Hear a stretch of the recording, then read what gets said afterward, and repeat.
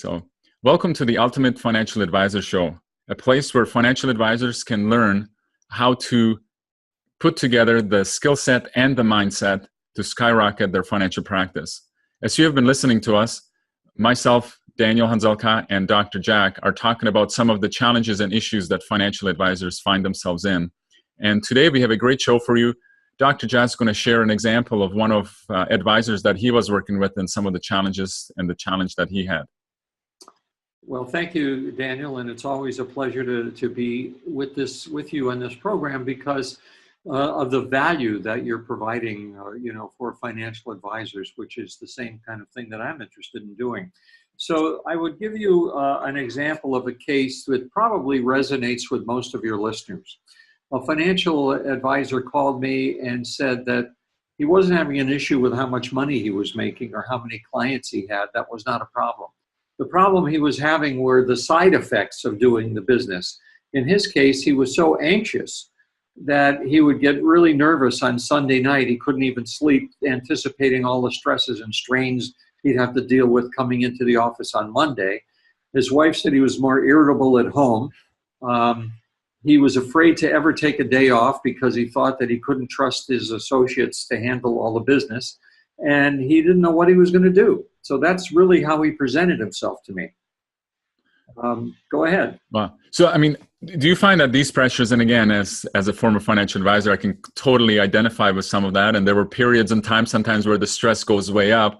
I remember when I was in the business in 2007, 2008, and 2009. So for our listeners who were there during that time, we know what was happening and where we were. So is what I'm hearing, though, that this stress is not necessarily just during these large events that are happening. This is something that advisors are really dealing with on an ongoing basis and all the time. On an ongoing basis, in the book that I wrote for advisors, the Financial Advisor's Ultimate Stress Mastery Guide, I list a whole series of potential stressors that they face. Everything from dealing with a difficult client to when the market tanks, the phone's going to start ringing and you don't want to talk to some of these people, to the rules and regulations that seem to change on a weekly basis, fiduciary compliance issues that are changing. It's just nonstop. How do I provide my practice as a legacy practice for the descendants of some of the older clients I had? When do I retire, and do I trust anyone to take over my practice? I mean, we could list 30 or 40 different situations that take place with advisors that can lead to stress. And one of our future shows will talk about how there really is no such thing as a stressful event, but we don't want to do that right now. Well, it sounds very interesting to that. Wow, what do you mean there's really no stress? But yeah, we'll leave that for another session. Right. So in this case, what I did with this advisor was I helped him to understand that his all or nothing thinking was causing the problem. Now, here's what I mean by that. Here's an advisor who decides he can never take a day off because the place could fail if he's not there. That's called all or nothing thinking. It's like it has to be perfect or it's a failure. We know that that's not rational. So I worked with him on being able to trust his group enough so that he could actually take Friday afternoons off. And he started doing that and realized his practice didn't disappear. And he had like the weight of the world off his shoulders. So that was the first step. The second step is I wanted to find out why he was so anxious. And we now know that people don't get anxious because of things that happen. They get anxious because of how they explain those things inside their head. So why would you be anxious on a Sunday night thinking about work tomorrow? It's not going to work that makes you anxious. It's worrying about what could happen at work that makes you anxious. So we started dealing with what he was worried about and which of those worries were rational and which weren't, and how he could stop that worrying instantly. So to make a long story short, within a matter of 6 weeks, this man said the burden of the world was lifted off his shoulder. His practice was doing even better. He was taking all Friday off, playing golf with his brother and things like that. And he said his life at home was a lot better. His wife said, "What happened to you?" Because he never told her that he had a mentor that was helping him with this. And he got off some medication he was taking for anxiety. So a huge success case.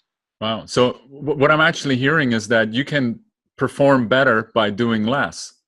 Because if you're saying, if you're saying that he was working 5 days a week, now he's working only 4 days a week, he actually improved in all areas of his life. He improved in all areas because the fact that he could give himself the break of one day means he took so much pressure off himself that he was cleared up to do everything else, which leads to another little issue that, again, could be the subject of a future show. But there are very toxic clients that some people can have that advisors are afraid of kicking out of their practice because of all the money they bring in. And I have shown advisors over and over that if you get rid of one of those clients, I tell them, do it on your birthday. It'll be the best birthday present you ever gave yourself. You get rid of one of those clients on your birthday, you'll be so free, you'll be out there getting 10 clients to replace the one and feeling comfortable about it. So it's not a question of losing money. It's a question of getting rid of stressful or stress-producing situations in your life. Yeah, definitely. And I like that strategy. So it's the birthday strategy. Birthday strategy to more business. Get rid of your unwanted clients. So right. And you don't have to just kick them out. You can refer them to someone else. You can explain, I know someone whose philosophy may be more like yours when you and I are clashing. I believe in stocks and equities that have pay strong dividends. You believe in more risk-taking things. I need to find someone else for you where you will gel better. We're not going to ever gel here. Well, the other way, when I work with financial advisors, I tell them the best way to fire your clients is to increase your fees. Let the money do the talking. And most people that already is kind of rocky, you're giving them a reason why they might come back and say, again, you have to be careful that suddenly somebody doesn't say, hey, I don't care, I'll pay the higher fees, and you're locked into there. But, there are many different strategies. So with all of the stress, and again, as you mentioned, I know when I was in business, there was a lot of fiduciary duties that we as advisors had to take on. And it was part of the reason why I kind of left the business. I didn't want to deal with those type of things. What is kind of something that somebody right now, as they're listening to the show, can take away from this? I mean, obviously, it is a process. You mentioned you work with somebody over 6 weeks. They were able to reduce the amount of stress. But is there like a small tip or something that somebody can go and do right now, today, at the end of our show here, where they can implement in their life right now to kind of begin the journey of reducing that? That's a wonderful idea. In fact, we should ask that at the end of every show to leave them with a tip. Okay, so here it is. So everybody get ready to write down the few sentences that I'm going to give you now.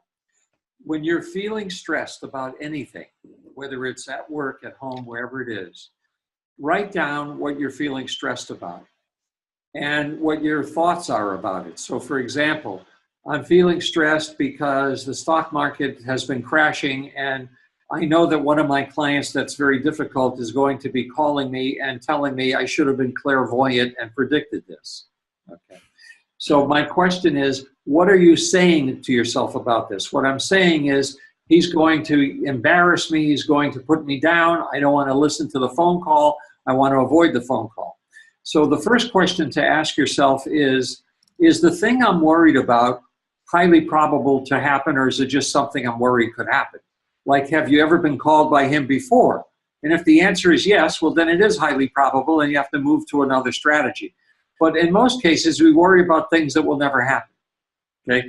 So the first question is, what is the probability that the thing I'm worried about is really going to happen? And the second question is, how can I maintain control of myself to deal with that and realize that, quotes, this too shall pass.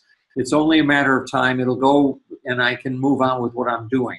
So we want to keep somebody grounded now instead of flustered and worried about, getting rattled because of a situation that may or may not happen. So always ask yourself, what's the worst thing that can happen, and what is the probability of that actually happening? And are there any other things that could happen here that I'm not thinking about that would make it okay? If you do that in your life, you'll find that most of the things you're worried about are never going to happen, and you're worried for nothing. Yeah, that's an excellent tip, Jack. I think what it comes down to, one of the things that I have done for me and even with my family, we always kind of ask ourselves the question, well, is what I'm thinking or what I'm saying really true? And can I be absolutely 100% certain that it is true? Actually, some of this work is based on Baron Katie. I'm not sure if you've ever heard of her, but often we say these things, and again, most of these conversations are happening in our head. And as you mentioned, a lot of the stress that we have is not stress that's really happening in reality. It's all kind of made up. And I think maybe this is what we're going to talk about in the other show, that there's really no stress. But, asking yourself the question, what is really the truth? What is the reality? Am I kind of making this up?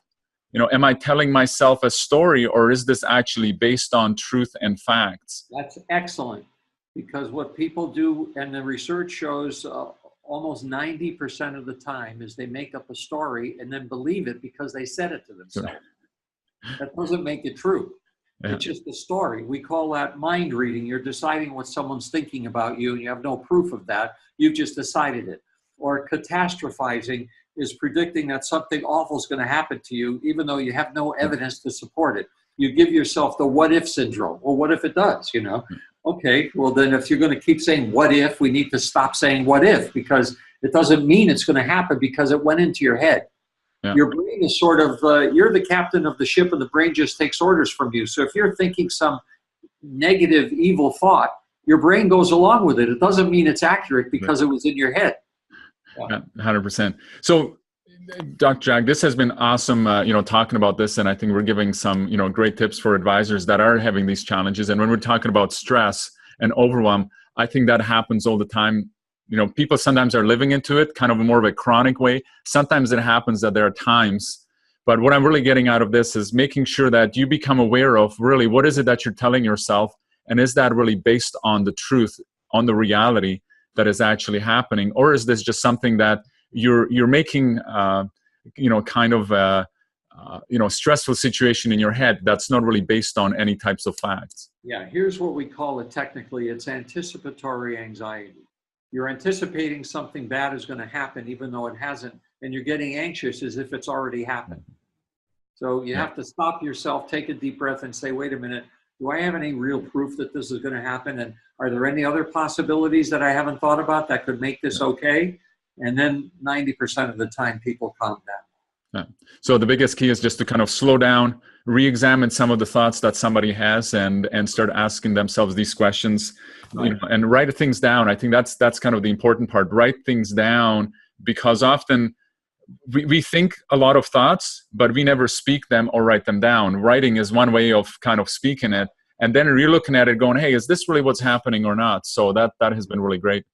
People are 11 times more likely to do something if they've written it down than just thinking about it.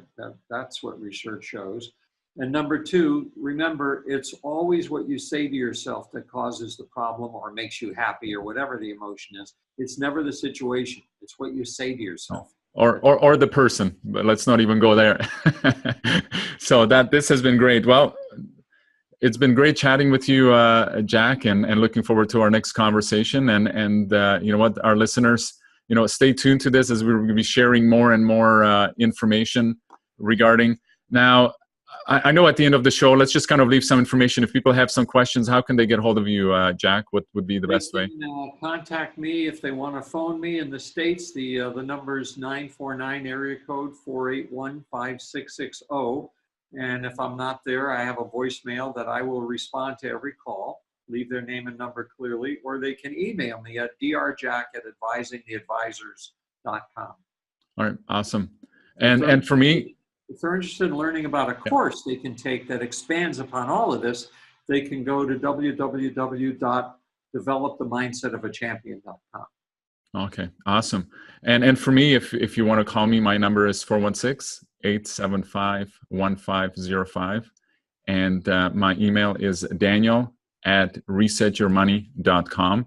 And again, stay tuned. We're going to be tackling different topics, not only on the mindset side of things, as we're talking about here, but also on the skill set, how to truly build your practice and really skyrocket the results that you want.